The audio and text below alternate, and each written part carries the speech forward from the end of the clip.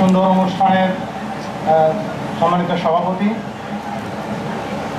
এখানে উপস্থিত আছেন এই অনুষ্ঠানের প্রধান বক্তা, অন্যান্য অতিথিবৃন্দ এবং আমার সামনে উপবিষ্ট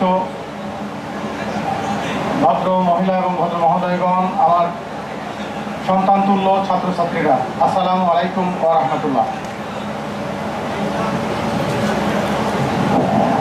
আমি 2024 সালের জুলাই আগস্ট আন্দোলনে যারা শহীদ হয়েছেন তাদের আত্মার শান্তির কামনা করে শুরু করছি।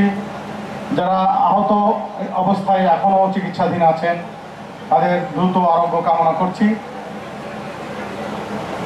আমাকে তাদের কৃতজ্ঞতা স্বীকার করতেই হচ্ছে এই কারণে যে আমি আজকে সচিব হতাম না যদি আগস্টে বিপ্লব না হতো।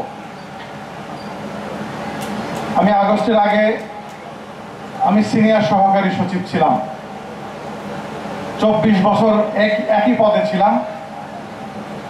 2010 সাল থেকে 9 সাল থেকে 2024 সাল পর্যন্ত একটি প্রমোশনও আমি পাইনি। কাজেই আমি এই জেনারেশন, যাদেরকে আমরা জেনারেশন জি বলি, তাদের কাছে কৃতজ্ঞতা জানিয়ে আমি আমার কথা শুরু করতে চাই। আমি একটি শিক্ষা পরিবারের সন্তান। আমার বাবা প্রাইমারি স্কুলের হেডমাস্টার ছিলেন, অনেকেই চিনে থাকতে পারেন, তিনি ডাক্তার এবং মাস্টার একই সাথে ছিলেন, খন্দকার শাহাদত হোসেন। আমার বাড়ি আপনার থেকে খুবই কাছে, কুশলিবাসা গ্রামে আমার বাড়ি। এছাড়া আমি যদি নিচের থেকে শুরু